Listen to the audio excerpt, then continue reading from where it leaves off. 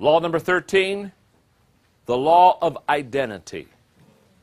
Shared values define the team. Let me give you the difference between a personal value and an organization value. A personal value is something that influences and guides my behavior. In other words, there are certain values that I have in my personal life that those values influence me and guide me. They determine what kind of decisions I make. They determine what kind of behavior I have. They're values. They're personal values. They influence, they guide my personal life and behavior. An organization's value is something that influences and guides the team's behavior. Now, what I want you to understand about values is that they influence and they guide. We talked earlier on the laws of teamwork about the law of the big picture, which was a vision law. Now, when I speak of vision, I talk about the head of the organization. When I talk about values, I talk about the heart of the organization. Values are the heart and the soul of your company. They're what gives your company purpose and meaning and significance. It's truly why you work there. And so let me give you some tools and understanding of what values do for an organization and how they apply to the organization. So let's go to your notes. The values of an organization are like, first of all, glue. They hold an organization together. In other words, the values of your organization at this moment have the ability to keep you from being scattered or from falling apart. When a company goes through a crisis, when a company goes through a very difficult time, what allows that organization to continue to be strong is its values. And the moment that we understand what values do, we realize it's like glue that holds the organization together. Number two, the values of an organization are like a foundation. They provide stability for the company to grow. In fact, it's the foundation that allows the company to be built. So values are what you build your organization on. Number three, the values of an organization are like a ruler. They set the standard for the team's performance. It's from those values that you get your standard. Number four, the values of an organization are like a compass. They give direction and they give guidance. I think it was Roy Disney who said one time, it's not hard to make decisions when you know what your values are. But let me just turn it around. It's very hard to make decisions when you don't have any values. I mean, you're just kind of whippy and in the wind and just kind of go any way that I suppose the wind blows. Number five, the values of an organization are like a magnet. They attract like-minded people. You see, this is the law of identity. Basically, this is saying that the values define the team. So when your team has shared values, these values are being practiced, these values are being observed. So who is attracted to your organization? Like begets like. Birds of a feather flock together. So the people that are being attracted to your organization are people that have like values. So because values are displayed in behavior, they're easily seen, they're easily experienced, they're easily witnessed. And so when people witness those values and they see those values, there's a drawing to that organization of people that have like values. Number six.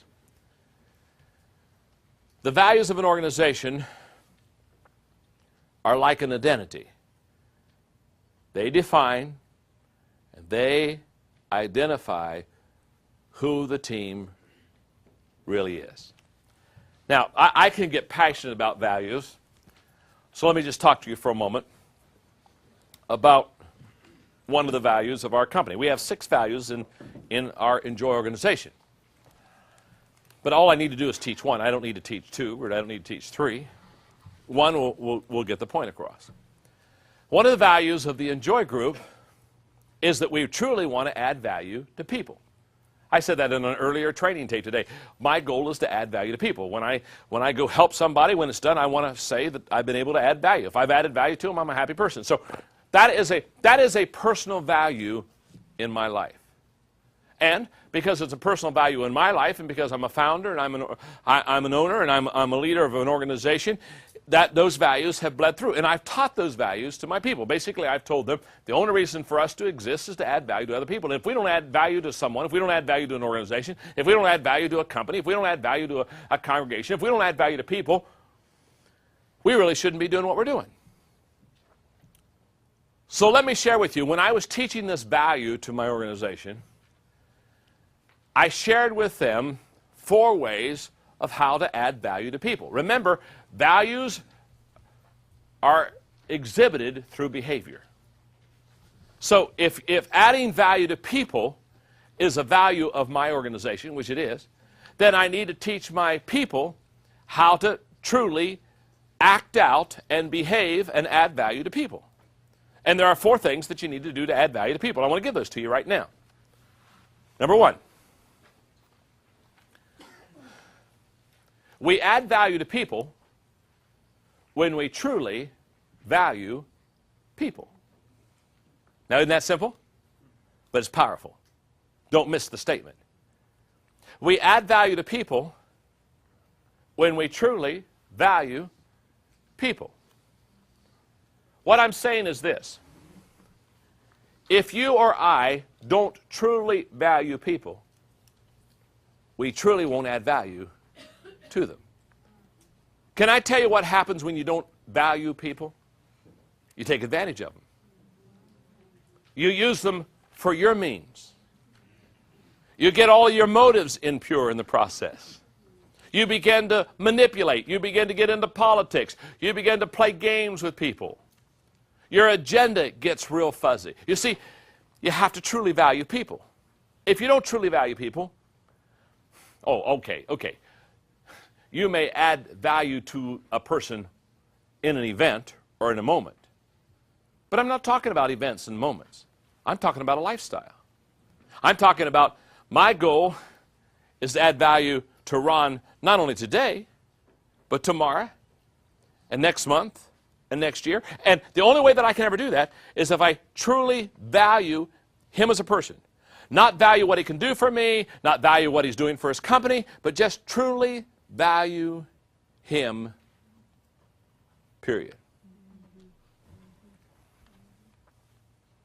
Now, I'm going to give you the acid test to help you know if you truly value people. It's a very simple test. Don't answer it by any visible signs. Just go inside. It's easy, simple. It's a yes or a no. Here's the question. Do you add value to people that you do not know, or people that it's impossible for them to add value back to you? That's a major question. In other words, do you add value to people outside of your family? Outside of your company? Oh, of course you're adding value to somebody in the company, because if you can help them to go to a whole new level, they're going to help you to go to a whole new level. I'm not talking about that. Now, you want to do that. But how about the stranger or the person that you don't know? How is your behavior to people that you're never going to meet again, you're never going to see again? Do you truly value people? See, for leaders, this is a very important question. Because leaders are usually ahead of the pack. That's why they're leaders. They see a little farther, they sense a little bit more, they've got a little bit of edge, and we'll talk about that because that's a teamwork law. But because leaders are a little bit ahead, it's very easy for leaders to manipulate people or to use them for their advantage. And nothing is worse than a leader that manipulates people. Now, you motivate them, but don't manipulate them. When you motivate people, you move them together for mutual advantage. When you manipulate them, you move people together for your advantage. And there's a world difference between the two, so don't get them confused. Okay. So we add value to people when we truly value people. Number 2. We add value to people when we know and relate to what they value. Isn't that simple? Now, this is a relationship teaching point. The only way that you can truly add value to people is get to know them. Because the only way that I can truly know and relate to you, what's your name? Paul. Paul. The only way I can truly know and relate to you is to know what you dream about, know what you cry about, know what you sing about. In other words, when I can identify with those things, now I can relate and identify with you, and now I can add value to you. So what I'm saying is, there is no lasting value added to people without a healthy, sustained relationship.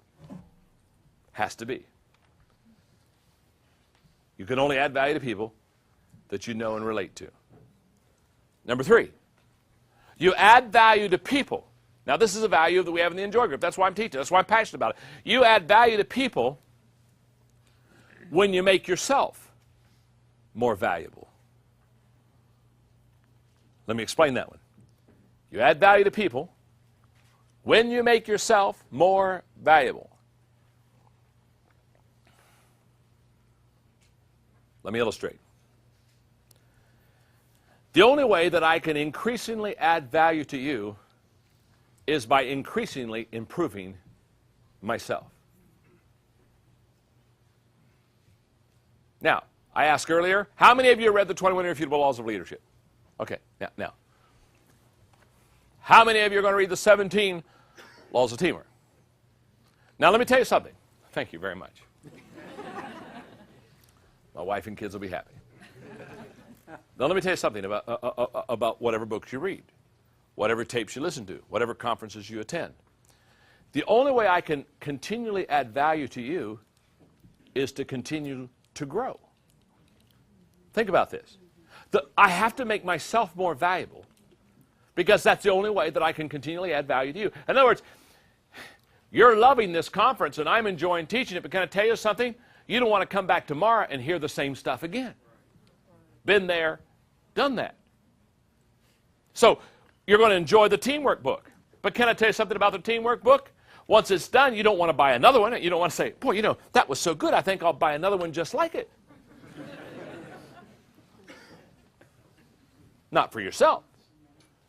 You see, the only way that I can continually add value to you is make myself more valuable. So when I was spending some time last summer with New York publishers who were working on my next book, and I was trying to decide which publisher I would go with. As I sat in my hotel in New York City, knowing I was going to see 4 major publishers the next morning, or the next day, I'm sitting there and I'm asking myself the question, what's the question they're going to ask me? And the question I thought a publisher would ask me was, if I was sitting down interviewing me about maybe publishing a Maxwell book, was, you've already written about 20 books.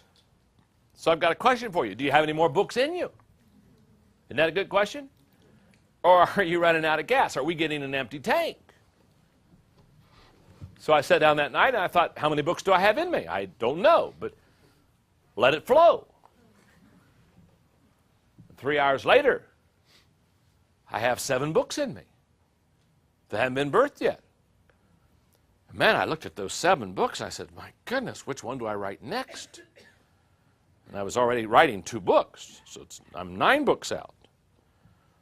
So the next day, when I went to the publishers and I'm sitting down, sure enough, the first New York publisher looked and said, John, we've read your stuff. We're very excited about potentially developing a relationship here, but we've got to ask you a question. You've written so many books.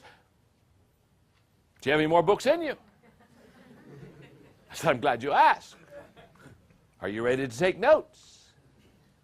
For the next 20 minutes, I walked around publishing boardroom in New York City, and I talked to them about the books that I haven't birthed yet, but the things that I'm thinking about, and gave them the titles and what the thesis was going to be of the books, and the essence of why I needed to teach this book, and why people needed it, and would help them grow. They got excited. You see, they got excited because, you see, they realized that as an author, I'm going to keep growing, I'm going to keep learning, I'm going to keep expanding. I'm not running out of gas. Let me put it this way. If you're leading your people and you run out of gas, the normal tendency when you run out of gas is to stop.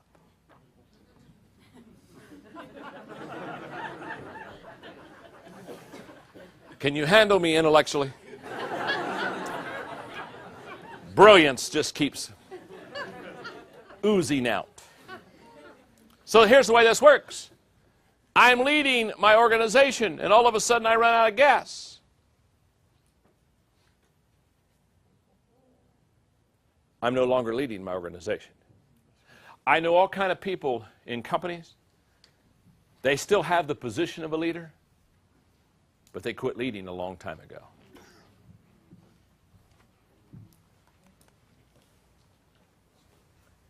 Leaders are learners.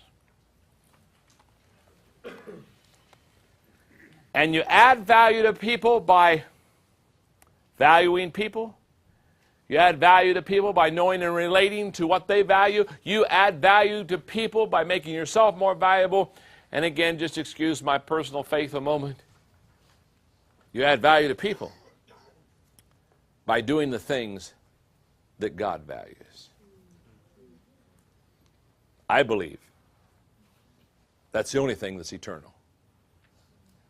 I believe everything else is wood, hay, and stubble.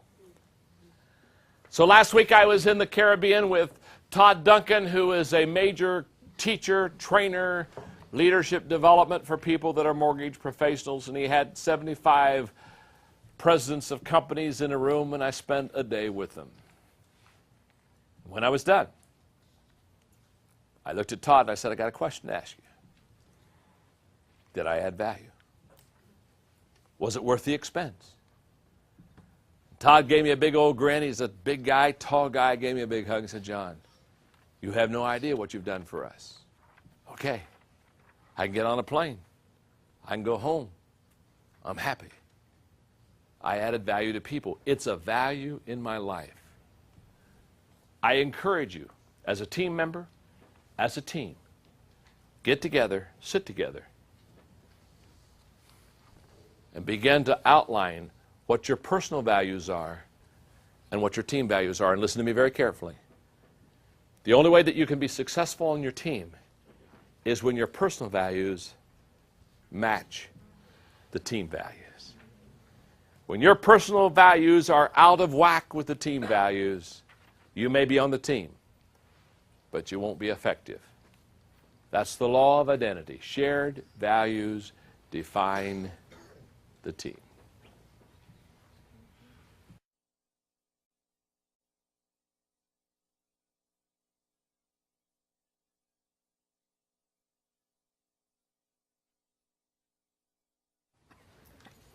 Today I would like to talk to you about the law of communication. It's a teamwork law. The law of communication basically says interaction fuels action. I want you to read carefully with me. Stay with me, write in your notes. The two words, information and communication, are often used interchangeably, but they signify quite different things. Information is giving out. Communication is getting through. And there's a world of difference between those two. The law of communication that basically says interaction fuels action is not just sending memos to your office. It's not just informing people of what's happening. It's more than just giving out. It's getting through. Isn't this true? You can answer this question. You know it's because you know it to be a fact. Aren't there times when you hear somebody communicate, and even though they're talking to you, they're not getting through? Uh-huh.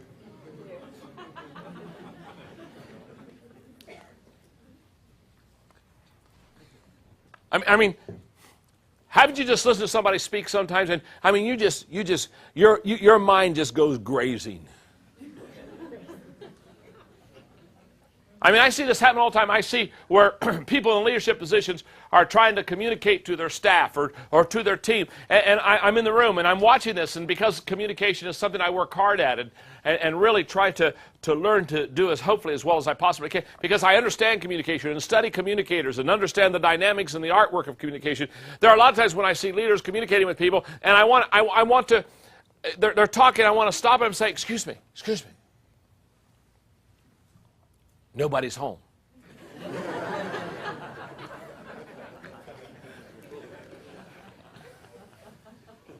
Now this is going to really show my age. You won't remember. Do any of you remember the Gong Show? Oh, you do. You make me feel so good. You old people, you. Okay. What I love about the Gong, the Gong Show, somebody's talking and somebody got tired of somebody talking, they got up and, gonged them. I mean, it was over. When you hear the gong, it's over. And I've often said every office, every business, every company, every department, every organization, they need a gong. Huh? Are you with me here? And the leaders talking, the bosses talking, so the team captains talking, the department superintendent, whoever talking. But I mean, nobody's home. And wouldn't it be great if one of the team members could get up and just go over and go, gong? Yeah, have a hook them, Let me do it, sir, if you don't mind. It's amazing. In other words, what they're doing, they're giving out, they're informing, but no, they're not communicating. Now, here's what I have found. I have found that good leaders have the ability to communicate effectively to their team.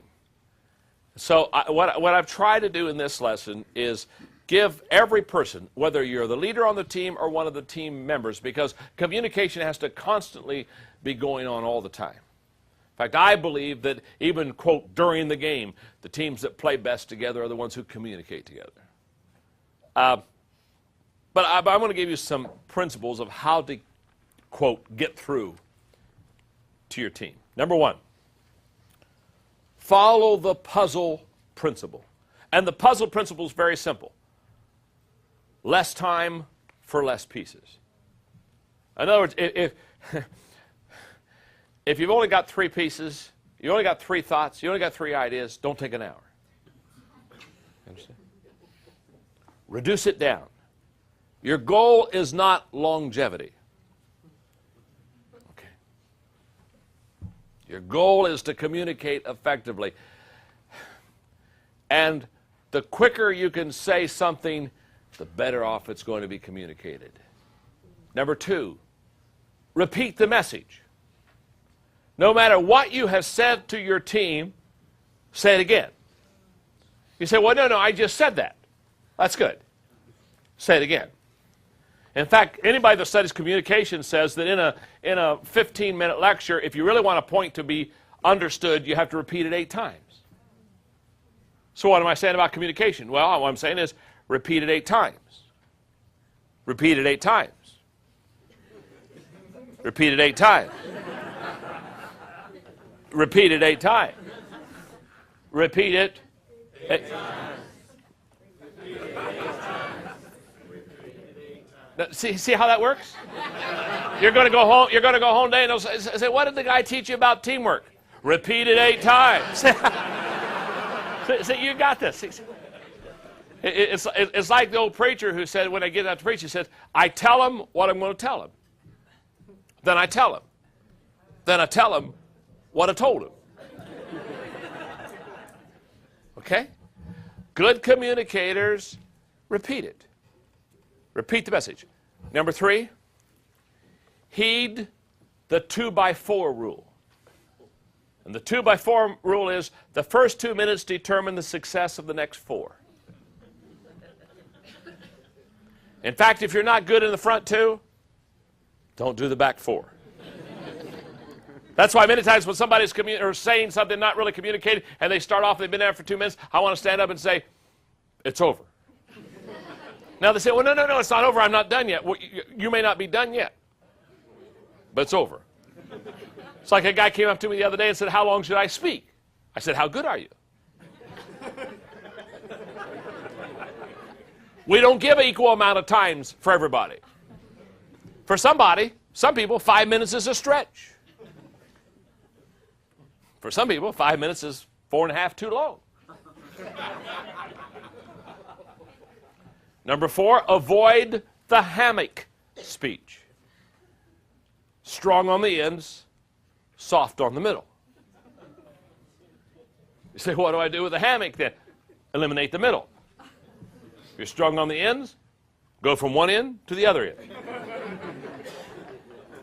Number 5, ask the writer's question. The writer's question is very simple. Everybody that ever has written a book or anything, the question you always ask as a writer is, will the reader turn the page? Man, when I'm writing, I'm asking, what's going to keep the reader from just closing the book up right now? Will the reader? What I'm talking about there is you want to be creative. You want to stir the curiosity. Don't major in boredom. When you get to heaven, God's not going to say, well done, thou good and boring servant. You've bored a few on earth, come here and bore more.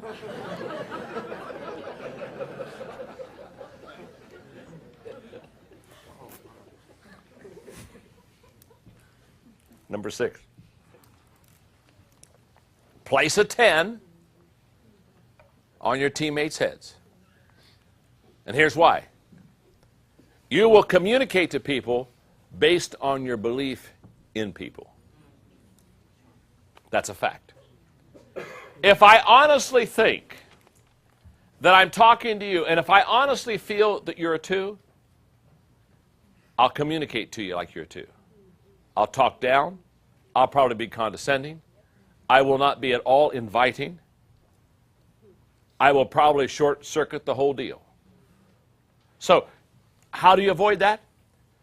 When you talk to people, see them not as they are, see them as they can become. Communicate to people not based upon present production. Communicate to people based on future potential. See them as they could be. Put a 10 on their heads. Number 7, live the message. Because people do what people see. Here, hey, don't try to export what you don't have. Nothing is worse than any leader getting up in front of the team that they're trying to lead and trying to pass on values to the team that they don't have. Or to pass on priorities to the team that they don't keep. Don't go there. If you don't live it, don't teach it. Number 8, keep it simple. Please keep it simple. Remember, my name is John. I'm your friend. Keep it simple. I read this the other day. This is so typical of too many people. I fully realize that I have not succeeded in answering all of your questions. Indeed, I feel that I have not answered any of them completely. The answers I have found only serve to raise a whole new set of questions, which only lead to more problems, some of which we weren't even aware were problems. To sum it up, in some ways I feel we are as confused as ever, but I believe that we are confused on a higher level.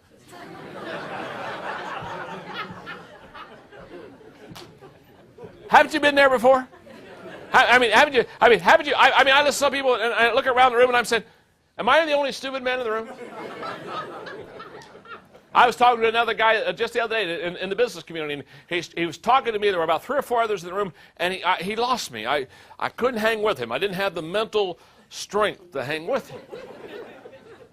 And finally, I just stopped him. I said, I'm so sorry. I said, these other guys are smarter than me, and I don't understand what you're saying. And one of the guys right beside me, I didn't even know him, looked at me and said, thanks.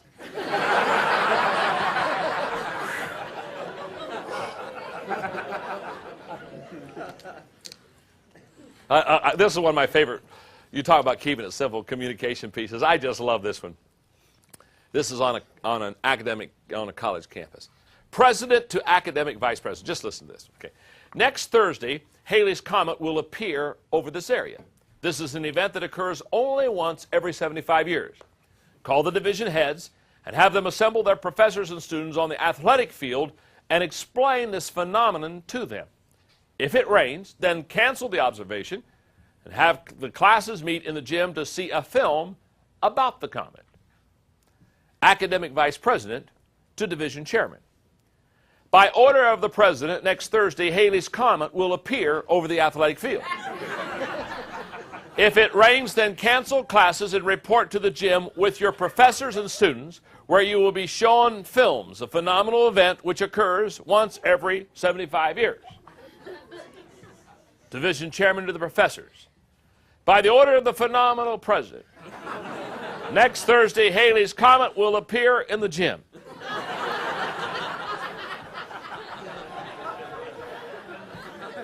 In case of rain over the athletic field, the president will give another order, something which occurs every 75 years. Professor to students.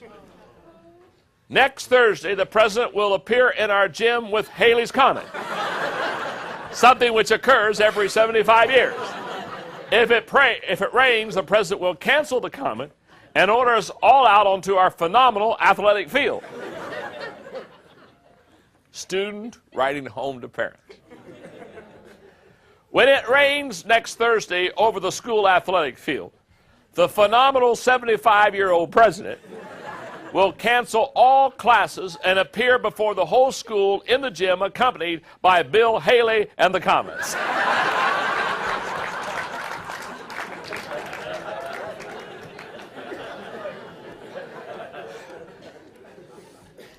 I've often said to people that communicate and teach and lead, I've often said that if they ever get bold, what they ought to do when they're finished communicating is, before they let anybody home, ask somebody just to stand up and in a 1-minute synopsis tell them what they just told everybody. It would probably be the most discouraging thing that would ever happen. One more communication thought, and that is create a communication environment. And when I mean in a communication environment, I'm talking now about an open door policy where you walk slowly through the hallways. I've always tried to be open, free, available, ready, hang around, just listening, easily entreated. People can come and talk. Okay. Law of communication question, the test you can take on your own. But it's a great test for you and the team leader as far as communication is concerned. The law of communication question, how would my team members answer the above questions about me? Take it and score yourself.